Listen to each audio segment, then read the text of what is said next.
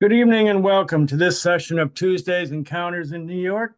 This program is presented every Tuesday at 7 p.m. New York time. My name is Mark Beecher and I will be your host tonight. Our guest tonight is Diane Morrison, a practitioner of quantum hypnosis technique trained by Dolores Cannon. And she's a level 3 practitioner, very experienced, very knowledgeable in the technique. And Diane's going to speak to us about past life regression tonight. So Diane, if you could just open your microphone.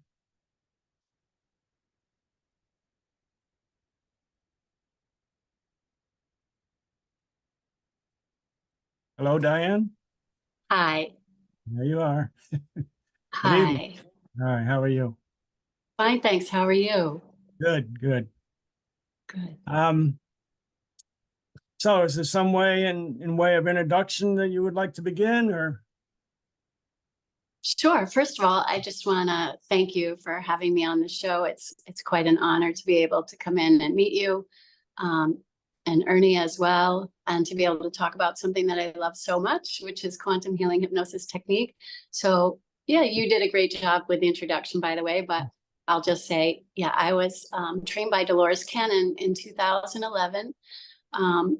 It was something that I didn't realize I was going to become. I had been an occupational therapist before this.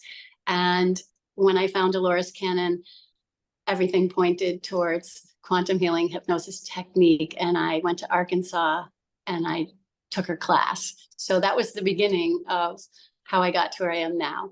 I started in 2011 and I kept going with my education. Took level 2 in the fall of 2012. And then I think it was 2013 where there was a small group of us that were called to Arkansas to help create level 3 with Dolores and Julia. So again, it was quite an honor and a privilege to be able to work with Dolores and Julia on creating this level. And the reason that she needed to create level 3 was because her waiting list was so long that she couldn't see all those people for sessions. And she wanted to evaluate a group of us that were very active on the forum at the time to make sure we were doing it exactly like she taught us. And so she evaluated all of us. Dolores herself and Julia evaluated all of our techniques. We had to submit videos and things like that. And then I joke a lot, so I like to say that we all failed her test. And then we had to make corrections to ourselves and the way we were doing the technique. And we had to get approval. It took us about maybe a year for some of us to get to her standards. So I was very fortunate to be a part of a group of people. There are 6 of us that were trained, all 3 levels with Dolores. And then, of course, sadly, she passed away in 2014. So we're a group of people. 3 of us have remained very active with the technique, and 3 of us are moderators on our professional forum. So I also do that.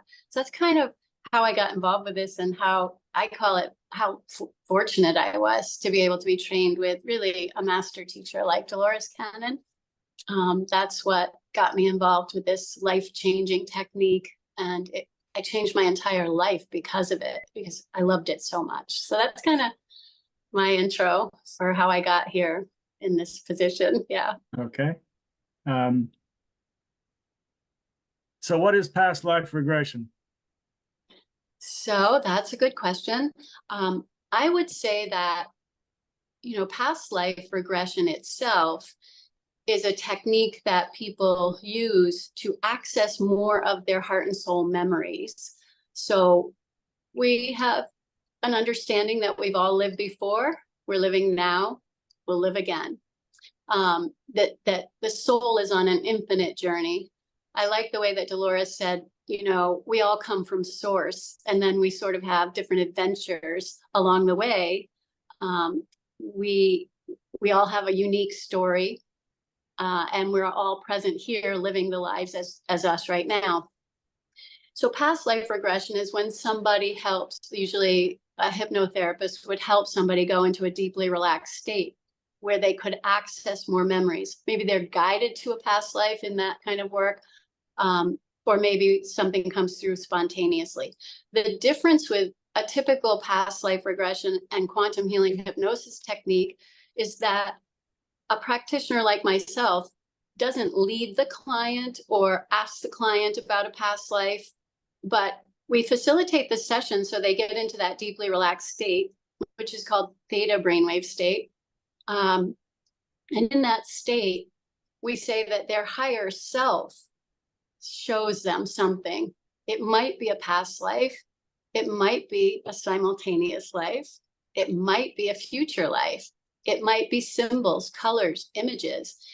We don't necessarily know if they will see a traditional past life.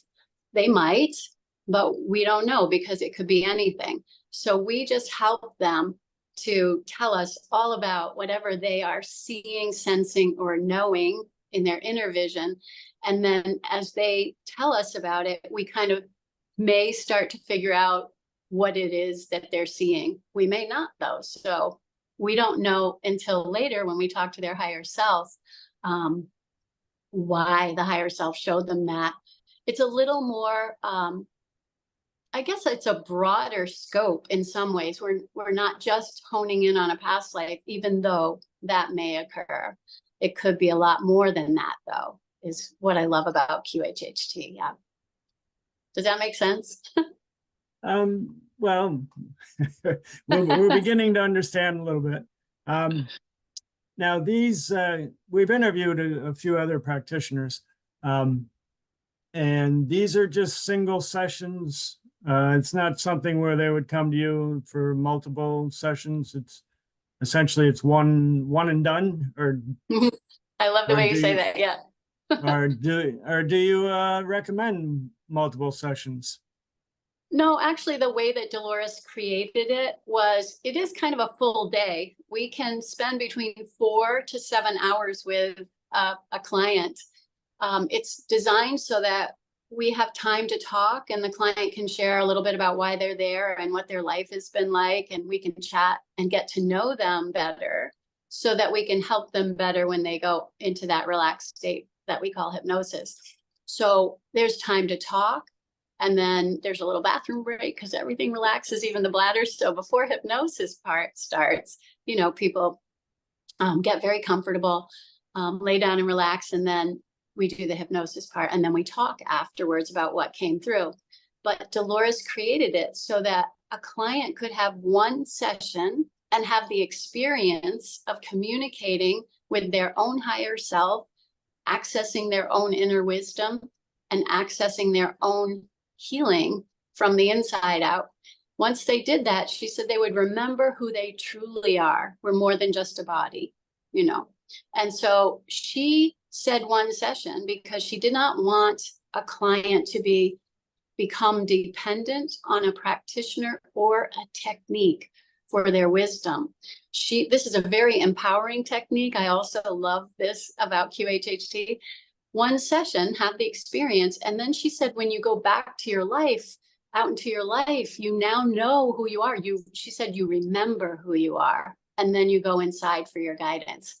And again, I like to say, you can ask other people for assistance along the way. It doesn't mean you don't talk to anybody or listen to anybody's advice. It just means that you're always tuning into your own wisdom, your own inner knowingness, and making sure things resonate with you, or you're trusting yourself now because you know that there's more to you than you maybe knew before you came to that session.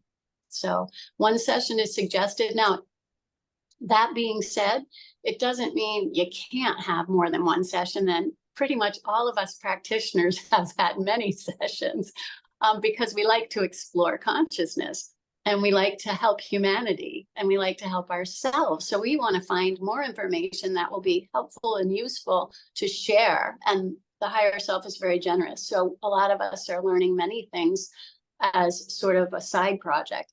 Sometimes if a client has a very difficult time relaxing and accessing their inner wisdom because their conscious mind is just very guarded or very busy, we will certainly offer most of us, I think, feel the same way, we will offer to try another session. So the second session is often easier for people that might be a little guarded, because we say the conscious mind fears what it doesn't understand. But once you've had a session, it's like, oh, well, that was easy. Well, that was very relaxing. Well, that felt very comfortable. Conscious mind no longer wonders what it's going to be like, doesn't have its guard up. Second sessions are much easier because of that. Conscious mind has an easier time relaxing because it knows it's safe, comfortable, and easy. Yeah.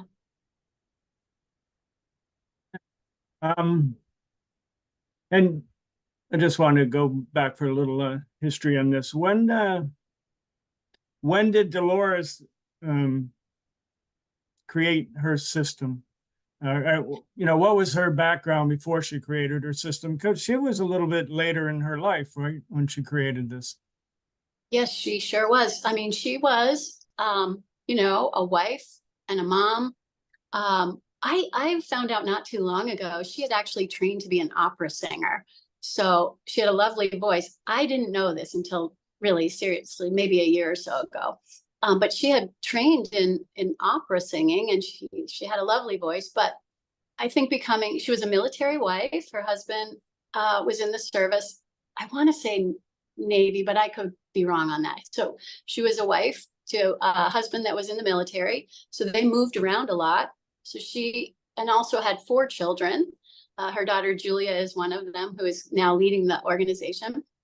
4 children, married, military lifestyle, moving around a lot. She was busy.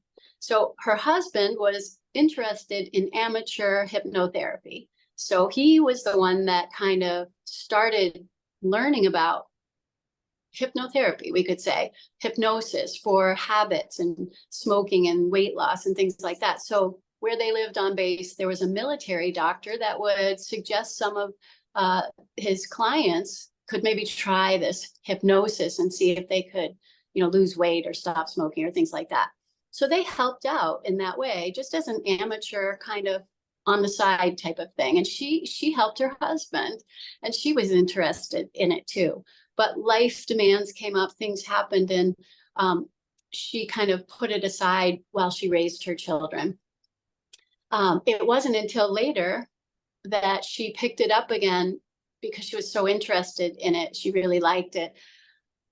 We always say she studied it, researched it, practiced it, did sessions with people. We always say like 40 plus years she was working on this to develop it, to make sure that it was just the way she wanted it. And again, she began teaching in 2002. So I remember her speaking about not really being able, she wasn't sure that she could teach somebody to do what she did. So she really spent a lot of time, effort, energy, and focus trying to create this in a teachable way. And she felt very responsible, I think, for her clients and their well-being, and her heart and soul were right front and center in this work. So her wish was that she could teach other people to do it with the same kind of care for her clients and love, I'll say, for her clients that she had. It was very important to her that people did this with I'm going to say a pure heart, So 2002, she began teaching. And that's when she was just kind of helping people to understand this past life part. She didn't know about the part that could heal people then. That came on board later as she was doing sessions. She discovered this wise part that could also provide healing to the person in the session. So she used to call this advanced past life regression. And when the higher self part came in with the healing, her students actually said to her, this isn't just past life regression. You need to rename it. And that's when they all came up with quantum healing hypnosis technique. And that was what it was called when I learned it in 2011. So her journey to teaching was decades of research and development before she put it into a teachable format, we could say. Does that help? Yeah. I just want to know a little bit about the genesis of this, because there are other practitioners, some medical doctors I thought I saw online that are doing what they call the same quantum healing. And I don't know if if she was a offshoot of one of these medical practices or something, as you said, somebody who was working in more in an energy field and developed the hypnosis technique from that. All right, you mentioned the source. I guess under hypnosis we contact the source. Is that universal intelligence? Is that the soul? Is that the spirit? Are they all the same thing to you? Are they different? I'm just going to say that there are many names for that energy, and people can call it whatever they are comfortable with. Well, Dolores defined the word subconscious, which is what we call the higher self in this type of work, quantum healing hypnosis technique. She called it subconscious because she just needed a name for it that wouldn't exclude anyone because of belief systems. So a neutral term, and she just kind of grabbed the word subconscious out of a hat, if you will. But what she defined it as is the collective of higher energies that work with us when we're in the body. So people understand it as our guides, ascended masters, things like that, maybe angels, archangels, those kinds of names people can relate to from their backgrounds and their belief systems. So subconscious is a collective in our definition, collective of higher energies that work with us when we're in the body. So that's the part of us that's helping us in the session. But that is connected to all there is. Everything is connected to what we call source energy, God, universal consciousness, oneness, the great cosmic self. I mean, there, Buddha, nature, Christ consciousness. There's a whole lot of names. Whatever really feels comfortable to people. We're talking about spirit. We're talking about source. We're talking about God. Those are the familiar names. But the higher self is sort of like multi-level, multi-levels and layers of that. And whatever aspect of source wants to come through, whatever's appropriate comes through. That's how it works in a session. Does that help? Yeah. No, it does. And I think recently I've heard the expression super conscious Yes. to sort of incorporate all of that, more of the subconscious being in the individual's presence, the individual's mind, and superconscious being the universal. I'm not sure of those definitions, but I'm glad you're bringing this up because a lot of people want to analyze it and kind of understand it better. And so Dolores liked to keep everything really simple. It was just a name that she called the higher self or the oversoul. And now superconscious is kind of, we can call it that too. These aren't technically limited terms, but these are general terms that we try to use to communicate something to each other. So I see them all as fluid and flexible. They're not rigid definitions. They're just words are indicators to try to help us explain concepts that aren't very easy to understand, right? So it is super consciousness that we're dealing with. Everybody's using the word subconscious now, so it gets kind of confusing. Like, whoa, what's this subconscious thing? She just meant oversoul, higher self, that kind of thing. Right, and in terms of past. Excuse me. In terms of past lives, why do I want to visit my past life? I mean, what? I love that. Right. Is there a connection to my current life? I mean, do I have the same characteristics? Are there things just totally different that, parts of me that I wouldn't dream about? Type of thing. One of the things that's great about a QHHT session to me is, and I think to most of us, is that the higher self will bring forward what is appropriate for you to see. And that is because it always has something to do with your current life.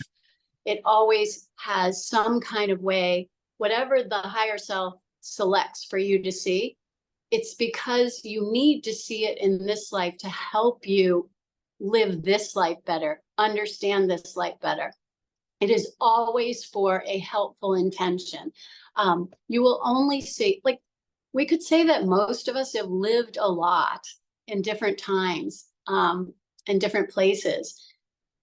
But the higher self always finds the one right thing, the one, we'll call it a past life, because I'll just talk about that. It's easier to understand. If it is a past life shown, it's so amazing how the higher self selects the just right past life that will help the person to unlock healing in this lifetime they're living now, or understanding and awareness, or bring forward strengths and abilities they had in a past life that they've forgotten and need to know now, to know how strong they are, how capable they are. Everything is to help you now. And Dolores was super clear about that. She said, this is the most important life of all, the one we're living now. But whatever's shown in a session is just to help you now. That's how it works. So that's a great question. Yeah. I wouldn't go to a past life to find out that I was some horrific character that was it, criminal, terrible. I'm loving this question. Keep going. Well, I just don't want to have a previous life that I would disown, right? Well, that is a very common belief or thought. It is. And I'm going to tell you a little story because I think it's hilarious, because it kind of blows our minds in a good way. It breaks up a belief system that a lot of us have, that a lot of us want to be good people. We don't want to think of ourselves as doing bad things in another lifetime. We're taught that it's important to be good, most of us, you know what I mean? And that's what we want. So the thought of being somebody that might be considered bad is just horrifying to us. We don't want to be that kind of person. So there was a woman in my level 1 class, I think it was, in training with Dolores, and she was causing a little bit of commotion in the room, was nervous about something and chatting with people and distracting Dolores from teaching. And so Dolores called her up to the front of the room and she said, "You come up here. What is going on with you?" And I share this story a lot because it's funny. It's meant to be funny, but the lady was distressed, right? So she says, "Dolores, I'm so afraid that when I go under, I might find out that I was a mass murderer or something." And at that moment that she asked that, I remember feeling like I was scared of that too. I didn't want to think of myself as being a terrible person. And I was like, oh, thank God somebody asked that question, because now I'm listening intently to the answer. And it took Dolores about 1 second. And she said, "Oh, we've all been mass murderers. Now go sit down." And that was it. That was it. So you see, she'd been doing this work for so long. She'd heard so many stories. She started to understand the perspective of the higher self. And that is that we are all aspects of the divine, we could say. We are all aspects of the one source energy, but we're having very many unique experiences. Dolores said, we have to experience everything to really round out our soul. We need to be the murderer. We need to be the murdered. We need to be the victim. We need to be the perpetrator. We need to be a rock and a blade of grass, or, a bird in the sky, or a worm in the ground. This is what the wheel of karma was about, actually. People have been incarnating on this dear mother planet forever, it seems, for eons. And we could have an infinite number of stories to tell about our past lives. We all have to be everything, so that, one, we understand we're all aspects of the one, and to stop judging, I think, stop pointing fingers and saying you're bad and I'm good, because that's really judgment, and that's polarization, and it prevents us from understanding a higher perspective, that we're all source aspects, having unique experiences together to grow, to learn. And then eventually we all understand, oh my God, there but for the grace of God go I. Oh, I could be you, you could be me. We just chose these different roles this lifetime. Dolores said we're all actors in a play. We're the writer, director, and actor and producer of our own play. And sometimes we have to hire bad guys to come into our play, because, you know, it would be boring if there wasn't a little conflict in our life, right? So Right. we have to sort of start to understand with this higher consciousness, higher perspective, that everybody's playing a role here, and it's by agreement only. And a murderer might be like an incredibly, as odd as it sounds, an incredibly good teacher to help people know they don't want to be a murderer, or to understand the pain and suffering that that role causes for other people. And maybe for the individual that's doing it, their soul is suffering too by playing that role of hurting people. Nobody feels good when they hurt people, you know, if they're in order. So these are all kind of special assignments. And once we understand that there is no judgment and there is no blame, like I felt relieved in class when Dolores said, when you die, there's no God on a throne that says you go this way or you go that way. But we've been taught a lot of things like that, that we're going to be judged for our every move in this lifetime. And there are two options. One's hot and one's, who knows? You know what I mean? Yeah. So Dolores is kind of helping people to break out of limited thinking and to try to come together more as a human family with more understanding and more compassion. So yeah, mostly I will tell you this, in my 13 years of doing this, it's very rare that somebody sees a difficult lifetime, because they just don't need to. Sometimes they ask questions like, have I ever had a lifetime where I've been a really bad person, or, you know, a warrior, fighter, whatever, killed people? And the higher self might say things like, well, yeah, they've had lives like that, but, you know, they learned what they needed to learn, and there's no point in rehashing it because it served its purpose. Yeah. Right. Now, when people incarnate multiple times, do they know there's a reason, or the past life will tell them, okay, you have to incarnate again because you don't know this lesson, you need to learn something? Do they know that in advance? You know, I think that from what I've learned, and from Dolores's work, what I've learned is most of us kind of know a general thought or theme of what we're going to come into in the life. We kind of know some general stuff, like I want a life where I really work through this habit pattern that I've had in lifetime after lifetime. This time I want to go in and I want to change my patterning. So in spirit, we could say, before you incarnate into a human body, you may have a general sense. You have maybe a purpose and a plan for what you're going to do there. But when we come into Earth plane and we're in a body and we have amnesia, we usually forget what we had for a plan. We have to figure it out. And we come into a plane of existence called Earth, where there's free will. So I always like to say all bets are off. You know, you had a plan, but it's kind of like, let's see if we can figure this out. It's hard here. You know, it's a dense plane. So yeah, I think people know. I think for the most part, people know what they're coming in to do. But you've got to figure it out. That's why it's so hard here. Yeah. Right. As a level 3 practitioner, you've done several hundred cases, right? Or several hundred clients, or thousands. Yeah. Thousands. And people have memory of past lives in other universes, Yes. other than here on Earth, and they've incarnated at other places. Incarnated. Yep. I know we had a description of somebody that incarnated as a rock because it was a very peaceful existence. So yes. Very calm to be a rock. Yeah. I have no memories of being a rock, but maybe I'm sure I probably was one at one point. Yeah. Yeah.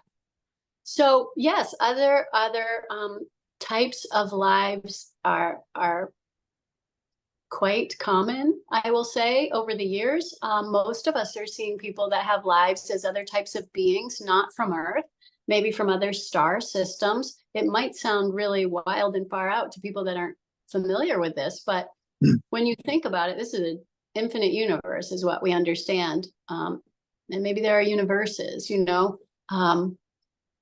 and I don't know why that we have always been kind of taught that we're the only life in the cosmos, but kind of makes me laugh now. Like there are other types of beings all over the place, and some are very, very advanced. So in lifetimes, we call those other kind of beings maybe ETs or aliens. But to me, I had this client, she was an 82-year-old woman, and she introduced the term space brothers and sisters to me. And I thought, that's brilliant. We're a family and we come from different places. It's just that it's a bigger family than we ever knew before. And our playground is maybe many universes. So there are other beings, and sometimes people are shown those kind of lives if it's appropriate. Some people aren't ready to see those kind of lives. Their belief system would be shaken too much. The higher self is very loving. It only shows what a person can handle and what is best for them. So nothing is ever done that would be disturbing. So if somebody doesn't like this kind of topic or feels afraid of it, the higher self is going to be like the most loving parent you could ever imagine. And it won't be time for them. So they'll see a past life that's more relatable to them with a similar lesson, like, if that makes sense. But yeah, I've kind of, as many of us have had lots of different kinds of beings, light beings too, like non-physical beings, terrifically advanced, high vibrational beings. The session energy changes when they come in, or angelic. We could say that for a light being would be like an angelic type being that comes in, or like a Christ consciousness type of being. And it's so beautiful. Like, it's really hard to explain. The energy in the room becomes incredibly light, and you feel like a loving energy and a frequency in the room that you just want to stay in forever. It's really wonderful. So lots of options in terms of other types of beings. Yes. Sort of culturally, as a culture, are we growing? Do you see examples in clients that culturally we're advancing somewhat, or Yes. it doesn't appear to be? I mean, politically, culturally, across the world, it's like we're still fighting each other. We're not unified at all. Is there some advancement that you see there, or something more in the future? Yeah, absolutely. So understand too that there are different levels and layers of awareness in every person. We all have a different level of awareness that would be in our own conscious mind, right? So when you look at the earth, you see there are some pockets of people and places that are fighting, and there are wars happening. But there are other pockets and places where people are creating these new kinds of ways of living in community and loving conscious communities. So you could almost call them worlds. There are different worlds even on this earth right now, people living in different levels of consciousness, right? So we tend to attract clients for QHHT, the people that come. I will just speak for myself, but I feel this is true. Because QHHT is sort of a high vibrational technique, people that come to it, people that find it, tend to be amazing, aware, conscientious people who are really wanting to learn more about themselves. Their reality is very different. We see people growing. We see the consciousness of humanity growing because of our clients, because of the people that are being attracted to this. There are also people that are here that have volunteered to come here and bring a higher frequency energy to the planet. They are helper beings. Dolores's book, The New Earth and the Three Waves of Volunteers, explains that process that she discovered very well. We are seeing, here's a tangible way that we're seeing it in sessions. People are more aware when they're in the sessions now, because I like to describe it like this.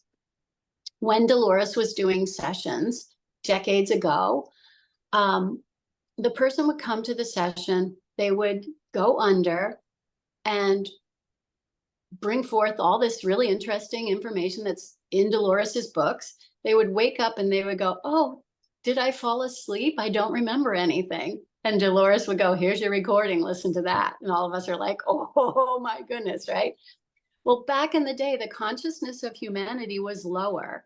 And I like to go like this. The consciousness of humanity was here and the higher self was way up here. So the higher self came in. This had to go down and into a sleep state, delivered the information. When Dolores counted them out, the higher self went back to where it belonged. Up comes the client. I don't remember anything. So we saw a big gap between the consciousness of humanity and the higher self. Today, we're seeing a total shift. And this is only 13 years after I started. Dolores saw this happening before she left the planet. Consciousness of humanity is about here. Higher self is about here now in sessions. So the conscious mind might pop up and say a few words. Higher self continues to give information. As long as the conscious mind isn't interfering, it can be present. We're now like having a team meeting. So we're seeing that we're moving from sort of a duality consciousness where we think we're separate from source and we don't have a connection with source, to now we're more of a unity consciousness. Our aspects are merging. Our conscious mind and our higher self are collaborating. I call it a team meeting. Even in sessions now, higher self and conscious mind are both present now. And so we tell people, you may feel like you're aware and you may feel like, I know what I'm saying. I'll remember this. When you wake up, you may remember it now. People used to forget before. Now they're remembering it. We're supposed to be more consciously aware of our connection with our higher self at all times. This is how we see the shift. We see a huge change in people's aware connection to their own higher self. I like to call it constant contact, where now, having had sessions myself and having done work to improve my connection with my higher self, and many people are doing the same, we have access to the higher wisdom all the time. In fact, when we start speaking, sometimes there's a merging, an infusion of our words with higher wisdom. So we become at one with ourselves, because our higher self is us too. It's just at a higher frequency and a non-physical frequency. Does that make sense? Oh, definitely. And and then you rely on your higher self more and more, in everyday activities, or, just constantly, right? You know that there's just that constant connection. Yes. And I just want to make it clear, though, for people listening that may not understand this, it's never like the higher self is taking over you. You're working with your higher self now. It's you have free will. So you choose to have this conscious connection, but it's not like anything's overpowering you. It's just you're asking for help and you're liking it. So you're receiving it. It's very much free will too. It's nothing ever overrules your free will, but you just you start to realize, oh, it's a much better way to live. I like this collaboration. Does that make sense? Right. Yeah. The universal, just to touch on things like angels and helpers and things, that's different and apart from the universal, is it? I'm gonna tell you again. Dolores said keep it simple, and Julia teaches this too. When we used to have live classes, she would just draw a little picture of the levels and layers of what we call the subconscious. There are multiple levels and layers. Think of it this way: you may have, as part of your collective, some deceased relatives that guide you while you're here. They're in spirit now.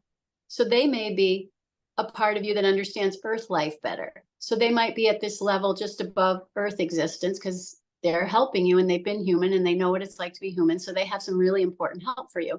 But above that might be sort of an angelic realm where they may not have ever incarnated as a human body before, but they're great, loving light beings. So they're part of your team, but they're a higher vibrational frequency. So this frequency thing is all from Earth to source, basically. It's all of it. And so we don't really compartmentalize it, other than this is all the SC. And we just trust that whatever's the appropriate part to help the person or the client will come through in the session. And a little aside is that if there's a healing issue and the aspect of that person's higher self doesn't feel somehow like they know how to heal it, we can ask for someone that does know how to heal it. We might call in, a higher form of healing energy. So the world is our oyster, so is the non-physical world, but the higher self is kind of coordinating what aspects are best for this person in the session. So we don't really break it down, but I will tell you that and I'm sure others feel the same way, can feel the energy of what level of the higher self is coming through in sessions, because the energy in the room changes. And when it's a really high vibrational light being, it's like the walls crack because they're expanding. They don't crack loudly. They just go like you hear the walls expanding. Sometimes you feel an energy in the room, like almost like static electricity. I'm exaggerating a little bit, but it feels good. It's just, you're working with an aspect of the higher self that is so high vibrational frequency. It's actually healing us too, without even us intending for that. Does that make sense? Right. Just being in it, just being in its presence, right? Exactly. And actually, I want to give a little example of that if we have time. Is that all right? Oh, we can keep going. Okay, good. I know it's a really good topic, and I think everybody here is interested in. So. I love it. Okay, so when I was in my level 1 class in Arkansas with Dolores, she used to pick somebody from the class to volunteer to be the subject, and she would put them under so she could demonstrate the technique to us live and in person with Dolores Cannon. It was amazing. Well, the gentleman that she picked went under, and we saw how she conducted the session. And then when the healing part happened, he had some issues with his eyes, and so he wanted healing for his eyes. And so she facilitated that connection with the higher self and figured out, so we create to learn. She figured out what he needed to learn from that. And the past life that was shown was completely clear about why that eye had been strained in that life and why it was fuzzy in this life. Well, anyway, she asked for the higher self to do the healing. The higher self did the healing. Client wakes up when she counts him out and says, she asked him how he's feeling, and he's looking around the room and he said, I can see edges. And she didn't understand what he meant, but I knew he was talking about, he could see edges clearly. His eyes were improved, right? Mm-hmm. And when he was saying that, I was looking around the room and I was like, oh my goodness, I can see more clearly too. And I thought I had my glasses on, and I went, oh, well, I have my glasses on. And I went to touch my face and they were on top of my head. So I did not have my glasses on, and my distant vision was healed too.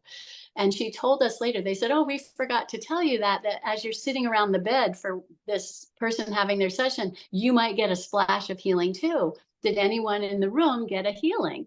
And a lady said, my back was terribly uncomfortable when this started. I was so uncomfortable. I didn't know if I could sit here. She goes, my back feels fine now. I got a healing. I talked about my eyes. Other people talked about other things. We're in an energy field that is not just healing the client, but it's like a splash comes out to anyone that's right there. So that's where I learned that we don't ask for it, but that high vibrational frequency helps everyone that's nearby. Isn't that interesting? Yes. And is that the only place a group can have the session? Was in Arkansas? Actually, would you have a group session where you are? A lot of us, well, I'll tell you what, a lot of us are doing her introduction group sessions, which are also turning out to be incredibly powerful for healing. It's a lighter level of trance. It's sort of like to introduce the idea to people that may not be quite sure of having a session, but they want to experience it. So it's called a group past life regression. And many practitioners are offering these now as a way to introduce it. And also it's helpful. It's healing to people. People are getting healing even in the past life regression group sessions now. Again, another example of how consciousness is rising up on the planet. We're getting even more powerful introductory sessions. So Dolores did that group session with a client to help us students learn.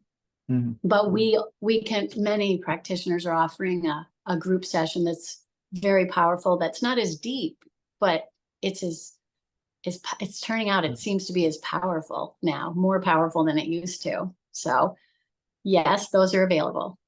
Yeah. And it's sort of if you think you can, right? I love that you said that. There's so much about belief. Dolores' saying was believe, achieve, doubt, you're out.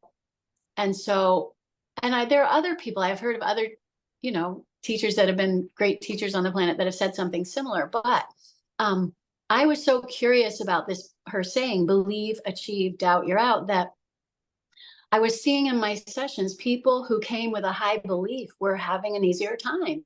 So one day a person went under and they were having a nice connection with their higher self. And she had asked something about belief. So I just kind of tagged along with it. And I said, can you please help me to understand this idea? Believe, achieve, said Dolores, doubt, you're out.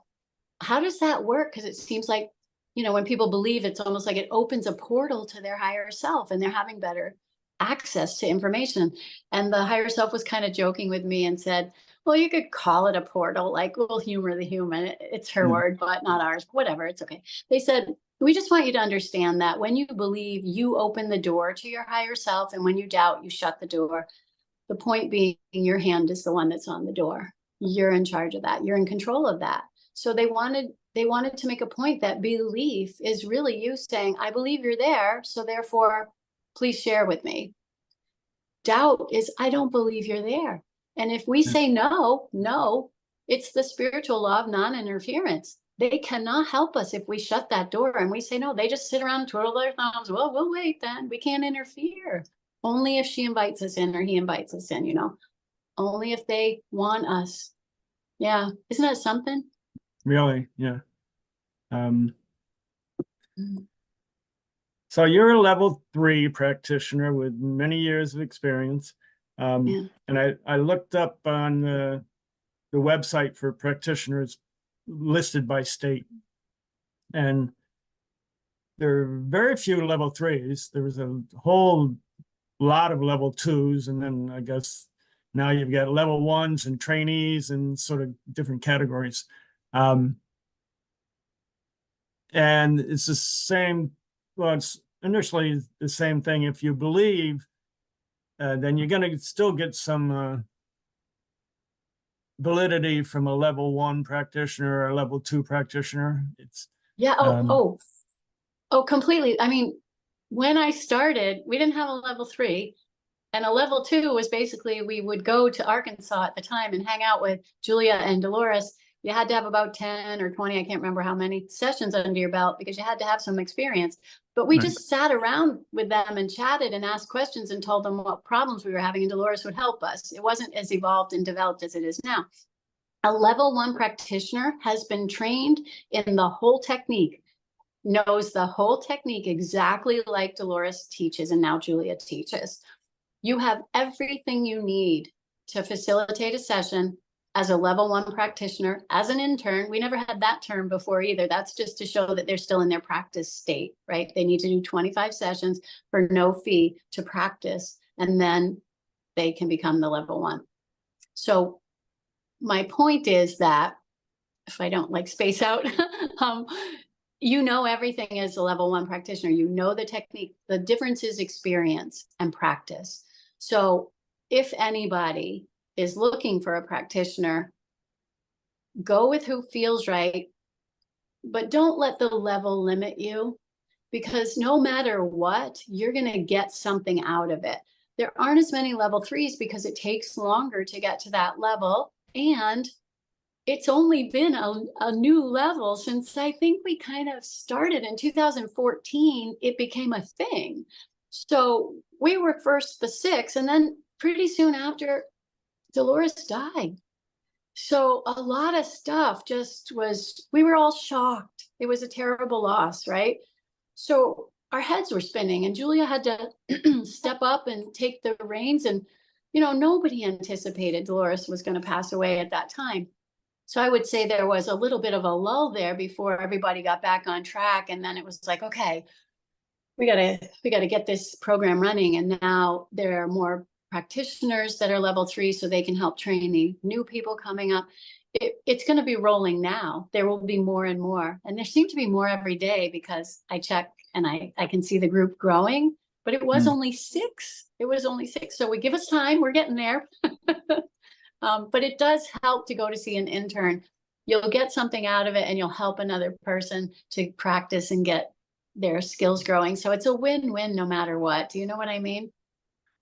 Oh, absolutely. Yeah. So if somebody wants to start and they start, it's essentially it's online classes. Is that correct? That's right. Everything is online now. And so level 1 QHHT class online is how people would start. Yes. Okay. And then, well, okay, level 1. And then like And level level 2, 2 it's just on experience beyond that? I mean, it's just level 2. Actually, I want to say it like this. If you really love this work as a practitioner, you're going to want to soak up every piece of information, every part of the education process that you can. I'm a person, and most of us are like this, where I couldn't get enough of this information. And some of us would help out with classes after Dolores passed away. So the videos that they had of her were so helpful. But every time we went to a class, even if we were just assisting in the class, most of us will agree, and most of us had this experience where we would hear something different every time. We would learn something new every time. It was almost like it was energetically active listening to Dolores's videos. But that's that thing about repetition. You pick up on things the more you do it. So level 2 is actually way more developed than when I was taking level 2. And it has a lot more information about working with clients that are having a harder time, more techniques and things like that. It's a really great class. And it's just also, I think, so since I haven't taken it online, I just have to hear what people are saying. And since I saw it in the classroom in Arkansas and I wasn't a 100% student focusing on it, I can't really say the other differences, although I know it's much more comprehensive, and Julia's added stuff and Kaya Wittenberg has added stuff about growing our businesses and practices. So it's way, way more than it used to be. So that's level 2. You expand your skills, you solidify your knowledge, and you continue to grow. And then level 3 is not a class. It's actually where you get peer reviewed. You have to submit your work, a video of your interview, a video of your session, and then it is lovingly critiqued and you're given feedback, and then you must go and develop in the way that the feedback is given. You have to grow yourself into the level where you can be considered doing it like Dolores Cannon did it. Yeah. Yeah, I'm glad you mentioned video again. I was going to ask about that before, because on each session, you give the person a video of the whole session. Is that correct? It's actually not necessarily a video. It's an audio recording of the hypnosis part. Okay. Now, some practitioners do like to do videos, but I think mostly we do audio. And I will say that, yeah, most of the time the client is laying pretty relaxed and still. So the video is kind of boring. It's not needed. And I found that when I watched videos of a session, I found that I was distracted by the visual, and I could hear better when I didn't have a video, but just the audio. So for me, I just personally found there's a difference, and audio is fine. Yeah, I think I might have misspoke. There is a recording of the session. That is, the person goes home with it to review and review and review. Yeah. Yes, that is an essential part. It's absolutely necessary, because Dolores said it like this. I think she said it best.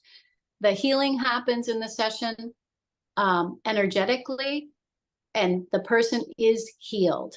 It happens at an energetic level. But the conscious mind and the physical body are denser vibrational frequency. The repetition is what helps the healing to be anchored into the physical body. The person leaves, they're healed, but their conscious mind goes back to the old way of thinking. We create to learn. If they're understanding the new changes and listening to the recording over and over again, we say, then they're going to integrate it, and they're going to allow the healing to come into their physical and mental body and anchor in there.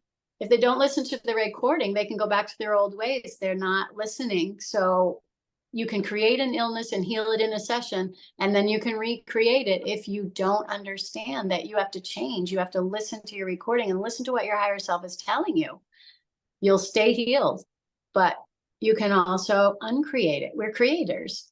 So I can't say enough about the recording. I think people don't understand how powerful it is. And I think partly, I think I have to really emphasize this because I think it's part of what I'm supposed to do too, because most of us like to experiment with the sessions. And I've just been talking about this more and more, that one of my sessions, I had a healing for my back, a little back issue that I had. And in the session, I felt a little heat or a little tingling. That's what you can feel in the session when the healing energy is happening. When I went home and listened to the recording, it was almost like I had a chiropractic adjustment off the bed and nobody was there but me. Yeah. So the healing that happened from listening to the recording was more physically powerful for me than it was in the session. So I'm being taught how powerful the recording is so that I can emphasize that firsthand knowledge with my clients and to everybody who cares to listen. That recording is gold. Over and over again, we listen. Yeah. Yeah. Fantastic. Well, we have some listeners here. I don't know if anybody's got questions, if they want to ask a question, if they want to send a little note, I can ask a question. That'd be fun. Yeah. It'd be fun to hear what people are curious about. So I love to be able to help out in any way I can. So yeah, if anybody has questions, if they don't understand something or anything at all. I have a question. Yes. Yes, hi. It's very interesting, everything what you're telling us. I mean, it's amazing. And I just want to know, besides the your practitioner, what other type of help do you offer for in general? So your question is, what kind of things maybe would people come for a session for? Is that what you're asking? Yes, right, yes. Yeah. It can be anything at all. A lot of people come because the number one question is usually, okay, first I'll say how people prepare for a session is they write a list of questions that they want answers to from their higher self. And a lot of people come with healing requests from their higher self. So health issues of any kind, we address in the session the same way. We create to learn. Once the higher self tells the person what there is to learn, they can also help them to release it. Sometimes there may be homework that the client needs to do, change your diet or make sure you're exercising or meditate or whatever. The higher self will tell them what to do. They have to do that. But the higher self is usually willing to heal whatever ailment there is. Once the person knows, they don't have to have the thing anymore. Unless it's some kind of soul agreement or some kind of understanding. They came in, they wanted to have some kind of dis-ease to learn from. And they really wanted it for the lifetime. So we just need to be curious and learn. So anything can be asked. Right. What if the person, let's say if I'm trying to help my daughter and she doesn't believe in anything what we're talking about here, and how can I help her? Can I help her through that as well? If she doesn't believe in any of this and she doesn't want to participate in anything, but I know that she has to heal something that I don't know how to help her, and just wondering.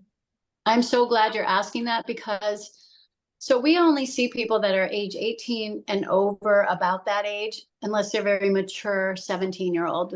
Dolores said, wait until they've, kind of figured out what this life is about before you might go introducing other lifetimes. She wanted people to develop their personality. So she wanted to work with, adults basically.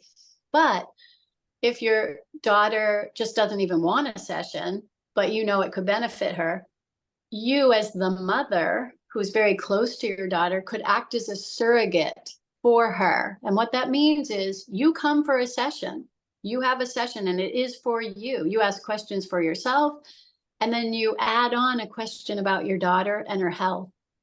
And so the session is 100% for you. And then when we talk to your higher self later in the session, we ask for your daughter's health issues, and we ask for what's going on with your daughter, and your higher self will tell you what's appropriate. And then we can ask for healing. Once the higher self explains it, we can ask, is it appropriate then to heal her daughter now?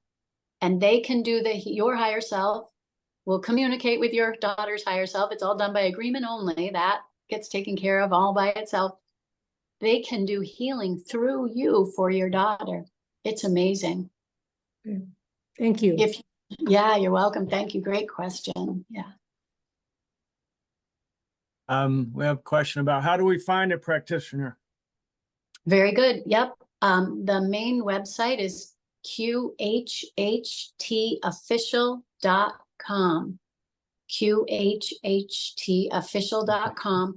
There's a button, find a practitioner, and you can search for a practitioner near you. And we do tell people, read a couple of their bios and see who you resonate with, and try to pick someone that you think you would feel comfortable opening up to in a session, because you'll know, trust your heart and soul will know who you feel is the right one for you.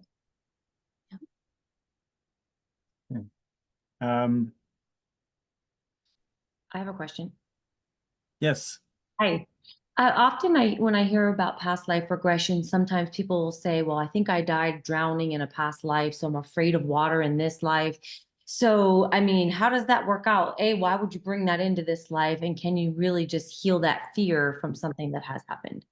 Yes, yes, yes. Okay, so why would you bring it into this life? Oftentimes what we find is that if a person has died in a traumatic way in a past life through drowning or something like that, an accident, it's their emotion at the time that they passed away. If they were very afraid or, sort of like shocked or sad, if something happened and there were strong emotions, it kind of gets fused into the memory, and that overshadows another lifetime, like maybe this lifetime. So the person doesn't remember that they might have had a traumatic death in another lifetime, but what they know is they don't want to go near the water. Mm-hmm. And that happens a lot. A lot of people come in with fear of water.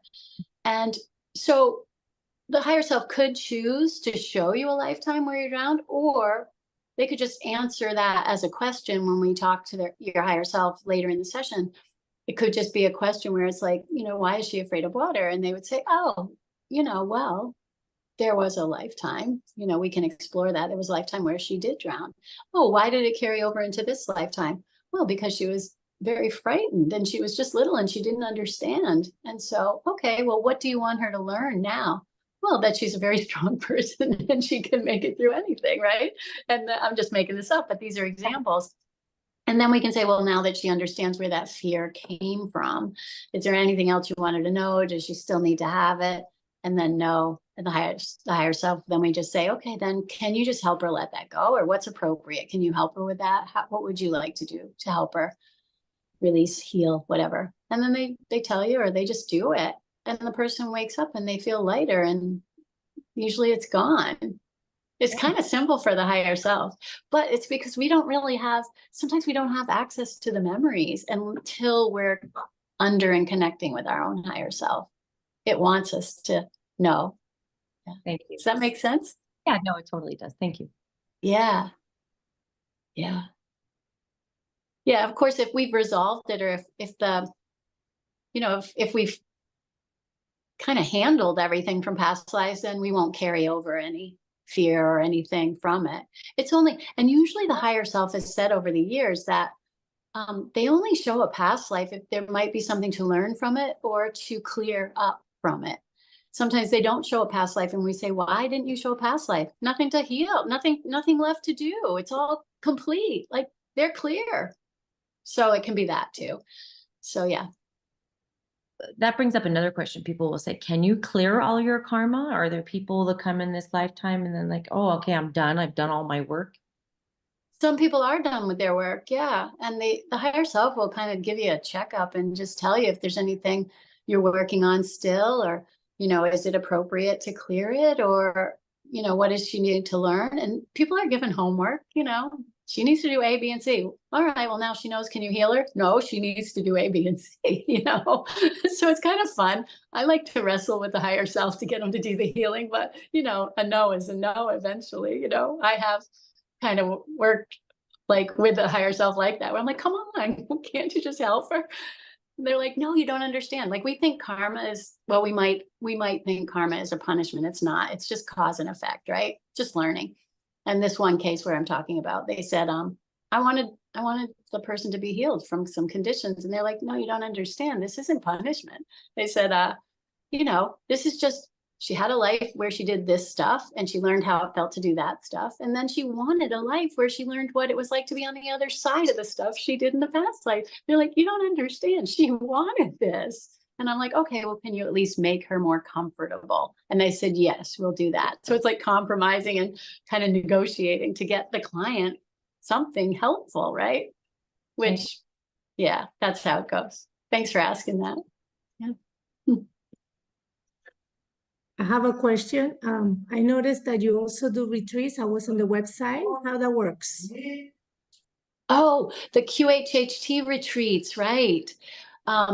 So Julia and Kaya, since the pandemic, they are not doing live classes anymore. They're all online since the pandemic. So what people wanted was to get together and then do sessions and talk about stuff and hang out together, because it's nice to get together as a group of practitioners. So now they do events. There's one coming up in Sedona on the 22nd of this month. So we get together and there's a schedule of events where Julia's there, Kaya's there. We get to meet each other. We do sometimes, you know, different events together, like past life regressions together and future lives and meet your guides. We do that. There are opportunities to be involved with different, you know, experiential processes. And then they do on location events. So whether you go out to the Phi Islands in Thailand, which we just did in February, or, you know, you go on a hike in Sedona, which we're doing in just a week or so, or go to the giant Buddha in Thailand, or do other things. We go into the local area, we have events, we get together, people do sessions on one another, because it's an opportunity for people to get their sessions in for their practice ones. It's a wonderful time. It's a lot of high vibe people and fun. Yeah. What was the greatest miraculous healing that you had in a session that you just said, I can't believe that happened? Exactly. You know, I have to say almost every session has components to that. Like, we used to joke about how our jaw would drop in sessions and just stay on the floor the whole time. We were just in awe of what the higher self was doing to help people heal, emotional, mental, physical healing. But I do always go back to this one story, because it was the first time for me where a client healed themselves with their higher self from a cancerous tumor in the session. And I like to talk about it because it's mind-blowing, because we're told that this isn't possible, but through the help of the higher self in the session, client had cancerous tumor, and she had been working with a team of specialists. She had her own team. They had stopped getting results from the approaches they were taking, traditional approaches. So she had a session, and we got to the bottom of it, why this ailment was there. We create to learn. So her higher self told her what there was to learn. And I asked if they would then heal the tumor, and her higher self said yes. And then the next day she left me a message on my phone, and she said that, you know, her niece had driven her to the session, and it had taken them twice as long to get home because she was needing to stop and go to the bathroom to release, we'll just call it that. And so they had to stop a lot on the way home. And she said when she got home, she had a chance to check and see how the tumor was, and she said it was gone. So in a matter of 3 hours after leaving my office, after her higher self said they would heal her, she went home and found the tumor had dissolved. And then she went back to her medical team, and they said, you know, we don't know what that woo-woo thing is that you've been doing, but keep doing it because we cannot get those results. So she healed herself in a QHHT session of a cancerous tumor that the medical team couldn't get any more progress from the healing. And that one to me kind of brought me to my knees, and it still does. Like, no matter how many times you see it or hear it, witness it, whatever you want to call it. Yeah, it's kind of, it's just so powerful, so profound that you just want to get on your knees and thank God, like, I don't know how else to explain it. It's like miracles are happening in this work. And yes, the higher self, once I said, it's like a miracle when you do these healings, and they say, well, yeah, you call it a miracle, we call it normal. Yes. And I know that this is the way of the future. This is the way of now. We're starting to remember how to heal ourselves. We're all self-healers. This is the truth. Our body will heal itself if it can, if we're supporting it. Like a bone, if it's not out of place, will heal itself without anything except just immobilizing the arm. The body knows how to heal itself. But we've kind of been talked out of it. We've forgotten, however, it doesn't matter. But we're remembering now that we are the healers, and our higher self will help us with this in ways that we don't currently believe in a large scale way. But everyone that comes to have a session and has the healing is starting to understand. We're all starting to understand. We're so lucky to sit bedside and witness this stuff. So broken bones have been healed. Yeah, tumors have been cleared, or just sometimes just partial healing happens because the client needs to do some changes. They need to make changes because obviously if they created something unconsciously, but they created it just to learn, then once the higher self tells them what there is to learn, they might say you need to change a few ways. And so they need to go do that. And then we say, well, how long will it take? After they do this, how long will it take for the healing to happen? And they might say a week, 2 weeks, a month, whatever aligns with that client's belief system. So anyway, it is pretty much everything. I like a lot of the emotional healing. People are carrying guilt or grief or, I don't know, sadness and pain from events that happened in their lives, and it's making them heavy. And sometimes they create different ailments because of it.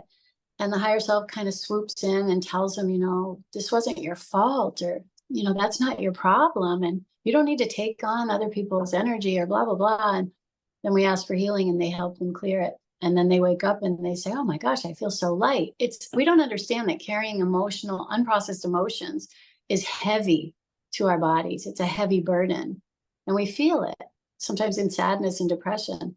So the higher self can clear those things. And so I don't believe that there's any kind of one, like, most powerful healing. I feel like everybody gets the appropriate healing, and it's always amazing to me. But that one with the woman that healed her cancer on the way home, like released the tumor, that for me just was amazing. Yeah. Okay, we had a question about in addition to past life regression, Dolores helped others to tap into the spirit realm. Are current practitioners able to also help clients tap into this spirit realm? And how does this help with healings? Well, that's kind of an interesting combination of questions, because if a client wants to come and experience and explore the spirit realm, we do let the higher self show them what they feel is important. The higher self might take them right to the spirit realm because they know that they're there for that. Or they might show a past life, and then when we go through the last day, they transition from that life to the spirit life, then we can guide them to explore a little bit in the spirit realm. And the higher self is still in charge of what they show. So it can happen a couple of different ways, but the client would need to make that clear to the practitioner. This is what I really want. I want to explore the spirit realm. And how it can help that person would be up to the higher self, or, the person, like, we would learn about them in the session. What is it that's going on with you? And what is the healing that you are seeking? And then we would certainly ask that of the higher self. How does the spirit realm apply to healing? I mean, that would be unique for each person. And I wouldn't know until I had somebody in a session and I could ask the higher self about it, you know? Yeah. Now you'd say training, because of the pandemic, training is basically online. Can sessions be online currently? Absolutely no. Thank you for asking. With QHHT, no is the answer. Dolores said no, and we follow her teachings. We understand it as a way of caring for our clients. There are people out there, I've heard, that don't listen to her teachings, and that's none of my business. I will just say it now. That's not the way to do it. If people are doing it online, they're not doing true QHHT, and that's just it in a nutshell. We care about our clients. We want to be present with them right there to assist them. It's just like a loving mother. We like in person. Dolores said do it that way. We listen to her, we honor her, and we respect her. So yeah, that's a big NO, not no online. Although I will say this, the group introduction sessions, the introductory group experiences, we were approved by Julia during the pandemic that those can be done online. So if there isn't a practitioner doing a group regression, which is a lighter level of trance near you, you can look, some of the practitioners posted online that they're doing an online group regression. Now that is okay, just to make it clear. How, I know I've had this discussion before about our educational system and things that we don't teach kids in school. How young are children? How young could a child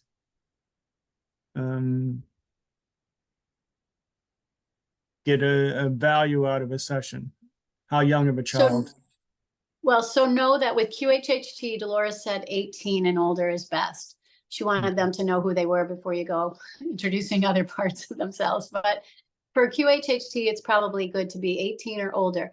But like we just talked about, a mom or a dad or somebody very close to a child could act as a surrogate. They'd have their own session, but then the questions that we'd ask of their higher self would be about the child. So that's a way to do a session without doing it with the child, but having a loved one that's very close to the child do it. Yeah. Yeah, no, because I've, different topics that we've discussed, and I always think that we don't offer these to kids, that would developmentally, it would probably be very beneficial to them. Yeah, and it can be like that with a surrogate session, but I will say that this book, The New Earth and the Three Waves of Volunteers, helps to explain the changes that are going on in the earth. It's Dolores's book. And the new kids that are coming in, some of them are spontaneously remembering their past lives because they're more connected. These kids are sort of upgraded kids. And this is what Dolores said would happen. And many people say it. And we see it happening. There are kids that are already talking to their parents about, do you remember mommy when I was your mommy and you were my baby? The kids are coming in pretty upgraded now. Right. Yeah. Yeah. There are even categories for them. I forget the names, but yeah, they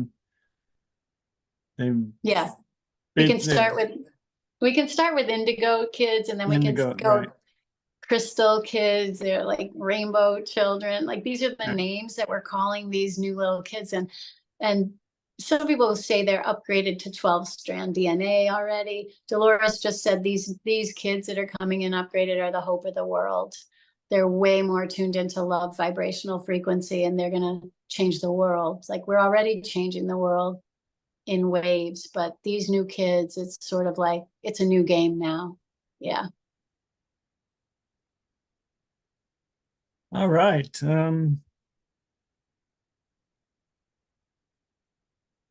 It's really been informative. It's very interesting. It's very informative. I think I'm going to look for a practitioner in New Jersey. I'm so excited for you. You're a person that's so curious and open. You're going to have a wonderful time. I just know it. where is your practice, and how can people get in touch with you? So I have a practice. I just moved my office from Hadley, Massachusetts, back to Turners Falls, where I have a home office. So I'm in Turners Falls, Massachusetts, and people can get a hold of me on the QHHTofficial.com website under Level 3 practitioners, or they can go to my website, which is healingworks-salon.com. And they can also send me an email at healingworkssalon, all one word, no capitals, at gmail.com. Healingworkssalon, yes, there are 2 S's in a row. Healingworkssalon at gmail.com. That's how people can get a hold of me if they want to have a session with me. Okay, very good. Yeah. Somebody else must have a question.